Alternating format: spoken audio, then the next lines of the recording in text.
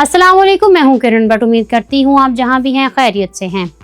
फ़र्ज़ करें आपने कई माह तैयारी की, वीज़ा हासिल किया, टिकट बुक करवाया, लंबी फ़्लाइट के बाद आखिरकार लंदन, टोरंटो, सिडनी, दुबई या किसी और मुल्क के एयरपोर्ट पर उतरे, मगर फिर इमिग्रेशन काउंटर पर पहुंचते ही ऑफिसर आपसे कहे प्लीज़ कम विद मी। बस यही चंद अल्फाज अक्सर मुसाफिरों की धड़कन तेज़ कर देते हैं।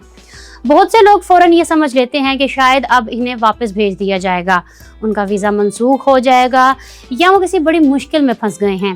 लेकिन हकीकत ये है कि हर बार ऐसा नहीं होता। दुनिया भर के एयरपोर्ट्स पर रोज़ाना हज़ारों मुसाफिरों को इजाफी सवालात या मज़ीद तस्दीक के लिए अलग काउंटर पर ले जाया जाता है। इनमें से बड़ी तादाद मामूल की जांच के बाद बाकायदा तौर पर मुल्क में दाखिल हो जाती है। आज की इस खसूसी वीडियो में हम ये समझेंगे कि अगर इमिग्रेशन ऑफिसर आपको रोक ले तो घबराने के बजाय आपको क्या करना चाहिए, किन बातों से बचना चाहिए, वो कौन सी चीज़ें हैं जिनकी बुनियाद पर ऑफिसर मज़ीद सवालात पूछ सकता है। आगे बढ़ने से पहले अगर आप हमारे चैनल पर नए हैं तो इसे सब्सक्राइब ज़रूर कर लें और बेल आइकन को भी दबा दें ताकि आपको हमारी हर वीडियो सबसे पहले मिल सके। सबसे पहले बढ़ते हैं इस मरहले की तरफ जिससे अक्सर मुसाफिर घबराते हैं, यानी इमिग्रेशन ऑफिसर सवालात कौन से पूछेगा।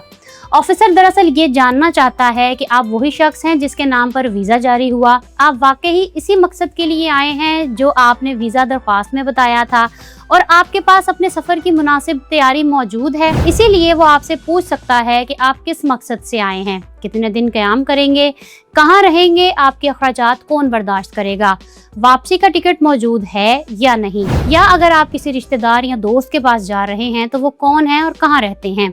अगर आप वर्क वीज़ा पर जा रहे हैं तो मुलाजमत से मुताल्लिक, और अगर आप तालिबे इल्म हैं तो तालीमी इदारे से मुतल्लिका सवालात भी किए जा सकते हैं।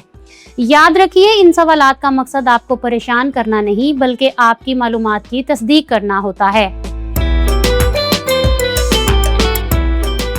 यहाँ एक बात बहुत अहम है और यही वो जगह है जहाँ बाज़ मुसाफिर गैर ज़रूरी मुश्किलात में फंस जाते हैं। इमिग्रेशन ऑफिसर के सवालात के जवाब हमेशा सादा, मुख्तसर और मुकम्मल सच्चाई के साथ देने चाहिए।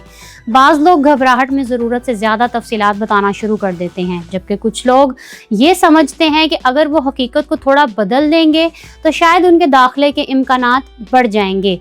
हकीकत इसके बिल्कुल बरक्स है। आजकल ज़्यादातर ममालिक के इमिग्रेशन ऑफिसर्स के पास आपकी वीज़ा दरख्वास्त के सफरी रिकॉर्ड और दीगर मुतल्लिका मालूमात पहले से ही मौजूद होती है। अगर आपकी ज़ुबानी बात और रिकॉर्ड में मौजूद मालूमात में तज़ाद पैदा हो जाए तो यही चीज़ मज़ीद सवालात या इजाफी जांच की वजह बन सकती है। इसलिए हमेशा वही मालूमात दें जो दुरुस्त हों और जिनकी तस्दीक दस्तावेज़ात से भी हो सके। नाज़रीन, अब बात करते हैं उन दस्तावेज़ात की जो हर बैनुल-अक़वामी मुसाफिर को अपने हैंड बैग में तरतीब के साथ रखनी चाहिए। सबसे पहले तो यकीनी बनाएं कि आपका पासपोर्ट और वीज़ा बिल्कुल दुरुस्त और काबिल इस्तेमाल हो। इसके अलावा अपनी वापसी या आगे के सफ़र का टिकट, होटल की बुकिंग या मेज़बान का पता। अगर किसी ने आपको दावत दी हो तो इन्विटेशन लेटर, और अगर आप वर्क या स्टडी वीज़ा पर जा रहे हैं तो मुतल्लिका इदारे की दस्तावेज़ात भी साथ रखिए। अगर आपसे माली वसाइल के बारे में पूछा जाए तो बाज़ हालात में बैंक स्टेटमेंट, स्पॉन्सर से मुताल्लिक दस्तावेज़ात या दीगर सबूत भी काम आ सकते हैं। ये ज़रूरी नहीं कि हर मुसाफिर से हर दस्तावेज़ मांगी जाए, लेकिन अगर किसी मरहले पर आपसे कोई सबूत तलब किया जाए तो आप इसे फ़ौरन पेश कर सकें। एक और मासूमाना सवाल जो बहुत से पाकिस्तानी मुसाफिर पूछते हैं वो ये है कि अगर हमारी अंग्रेज़ी कमज़ोर हो तो क्या करें। नाज़रीन, सबसे पहली बात ये समझ लीजिए कि दुनिया भर में हर रोज़ लाखों ऐसे मुसाफिर सफ़र करते हैं जिनकी अंग्रेज़ी बेहतरीन नहीं होती, और सिर्फ ज़ुबान कमज़ोर होने की वजह से किसी शख्स को मुल्क में दाखिले से नहीं रोका जाता। असल चीज़ आपकी नीयत, आपकी दस्तावेज़ात और आपके जवाबात का दुरुस्त होना है। अगर आपको कोई सवाल समझ ना आए तो घबराने की बजाय आहिस्ता से कह सकते हैं could you please repeat the question और could you please speak slowly. इसमें कोई शर्मिंदगी की बात नहीं। अगर आपने सवाल समझे बगैर गलत जवाब दे दिया तो इससे ज़्यादा गलतफहमी पैदा हो सकती है। इसलिए बेहतर यही है कि पहले सवाल अच्छी तरह समझें, फिर एतमाद के साथ जवाब दें। अगर किसी वजह से इमिग्रेशन ऑफिसर आपको मजीद जांच के लिए रोक ले तो सबसे पहले पुरसुकून रहिए। अगर कोई बात समझ ना आए तो तमीज़ से वजाहत तलब करें। اگر آپ سے مزید دستاویزات مانگی جائیں تو تعاون کریں، اور اگر آپ کے پاس مطلوبہ معلومات موجود ہیں تو انہیں بغیر گھبراہٹ کے پیش کریں۔ یاد رکھیے، ہر کیس مختلف ہوتا ہے اور ہر ملک کے قوانین بھی ایک دوسرے سے مختلف ہو سکتے ہیں، اسی لیے کسی دوسرے شخص کے تجربے کو اپنے کیس پر اپلائی کرنا درست نہیں۔ سب سے اہم بات یہ ہے کہ آپ اپنے سفر کی مکمل تیاری کریں، درست معلومات کے ساتھ سفر کریں اور پورے اعتماد کے ساتھ امیگریشن کے مرحلے سے گزریں۔ زیادہ تر مسافروں کے لیے یہ عمل چند منٹ میں مکمل ہو جاتا ہے، اور اگر آپ نے تمام ضروری تیاری کر رکھی ہو تو آپ کے لیے بھی اس مرحلے سے گزرنا انشاءاللہ آسان ہوگا۔ لوگ موبائل فون سے متعلق بھی سوال کرتے ہیں کہ کیا امیگریشن آفیسر آپ کا موبائل فون چیک کر سکتا ہے؟ ناظرین، اس کا جواب ایک لفظ میں دینا ممکن نہیں، کیونکہ اس کا انحصار اس ملک کے قوانین پر ہوتا ہے جہاں آپ جا رہے ہیں۔ بعض ممالک جیسے کہ امریکہ اور برطانیہ میں بارڈر آفیسر کو مخصوص حالات میں الیکٹرانک ڈیوائسز کی جانچ کے لیے قانونی اختیارات حاصل ہوتے ہیں۔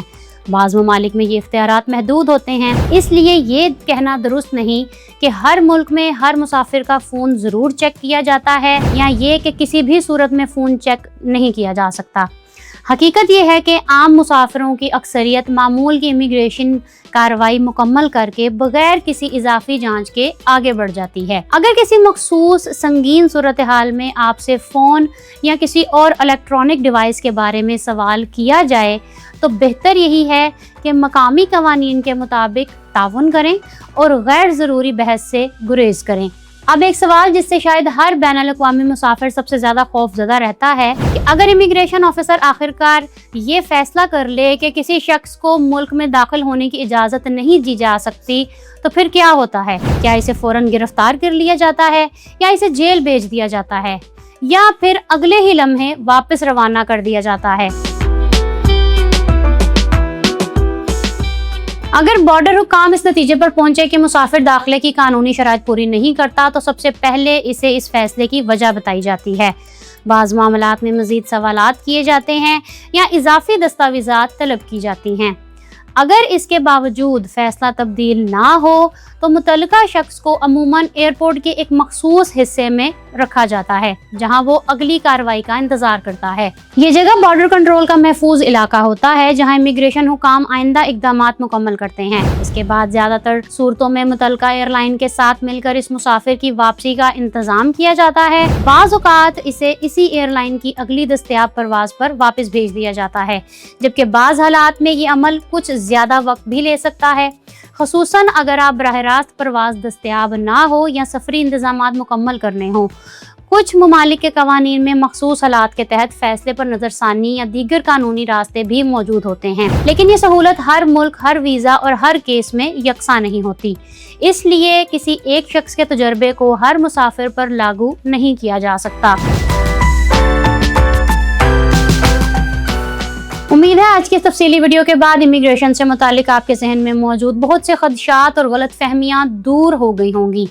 ہماری ہمیشہ سے یہی کوشش ہوتی ہے کہ آپ تک ایسی معلومات پہنچائیں جو عملی زندگی میں آپ کے کام آئیں۔ اگر آپ کو یہ ویڈیو مفید لگی ہو تو اسے ضرور لائک کیجئے، خاص طور پر ان دوستوں اور اہل خانہ کے ساتھ شیئر کیجئے جو پہلی بار بیرون ملک سفر کرنے جا رہے ہیں۔